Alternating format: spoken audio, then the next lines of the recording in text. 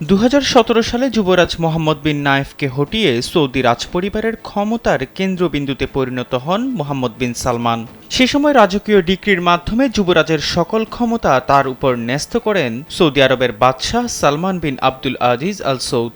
তারপরেই সৌদি আরবের খোল নলচে পাল্টে দিতে উঠে পড়ে লেগেছেন সংস্কারবাদী হিসেবে পরিচিত এই যুবরাজ।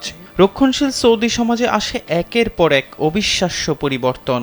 সমালোচকরা বলতে শুরু করেন, আধুনিকতায় গা ভাসাতে যেয়ে পাপের রাজধানী হয়ে উঠেছে ইসলামের এ পুণ্যভূমি। যুবরাজের পাশাপাশি সৌদি আরবের প্রথম প্রধানমন্ত্রী হিসেবেও দায়িত্ব পান মোহাম্মদ বিন সালমান। তারপর থেকেই তেল নির্ভর অর্থনীতি থেকে সৌদি আরবকে বের করে আনতে বেশ কিছু পদক্ষেপ নেন তিনি। Double million offer, Walton fridge কিনে পেতে পারেন 20 লক্ষ টাকা, রয়েছে কোটি কোটি টাকার নিশ্চিত উপহার। যার শুরুতেই বলা যায় পর্যটন উন্মুক্ত করা। শুধু তাই নয়, পর্যটন আকৃষ্ট করতে ভিশন 2030 এর আওতায় সৌদিতে সিনেমা হল ও নাইট ক্লাব চালু করা হয়েছে। চলতি বছর দেশটিতে চালু করা হয়েছে মদের বারও, যদিও এখানে প্রাথমিকভাবে অমুসলিম কূটনৈতিক ব্যক্তিরা প্রবেশ করতে পারবেন।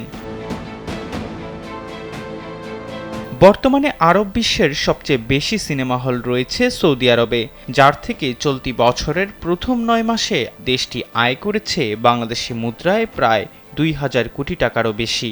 এসবের মধ্যেই দেশটিতে অবাধে প্রবেশ করছে পশ্চিমা সংস্কৃতি। ইদানিং সৌদি আরবের বিভিন্ন স্থানে কনসার্ট আয়োজন একেবারেই ডাল ভাতে পরিণত হয়েছে, যা গত 1 দশক আগেও কল্পনা করা যেত না। সমালোচনা উস্কে দিয়ে সম্প্রতি দেশটিতে পালন করা হয়েছে হ্যালোইন, যাতে সৌদি আরবের নারী ও পুরুষদের বিভিন্ন অদ্ভুত সাজে অংশ নিতে দেখা যায়। রক্ষণশীল নাগরিক ও ধর্মবেত্তারা বলছেন, এই ধরনের অনুষ্ঠান ইসলাম ও সৌদি সংস্কৃতির সঙ্গে একেবারেই বেমানান। এই ঘটনার পর দেশজুড়ে সমালোচনায় মেতে ওঠেন সৌদি নাগরিকরা। সম্প্রতি আরও একটি আপত্তিকর কাণ্ড ঘটেছে মধ্যপ্রাচ্যের সুন্নি অধ্যুষিত দেশটিতে। রাজধানী রিয়াদে লেবানিজ ফ্যাশন আইকন এলিসাবের নির্দেশনায় আয়োজন করা হয় জমকালো এক ফ্যাশন শোর। এতে মুসলিমদের পবিত্র কাবা শরীফের আদলে তৈরি করা হয় মঞ্চ, যার সামনে নাচ পরিবেশন করেন প্রায় অর্ধনগ্ন শিল্পীরা। এরপরই বিশ্বজুড়ে সামাজিক যোগাযোগ মাধ্যমে সমালোচনায় মেতে ওঠেন মুসলিমরা।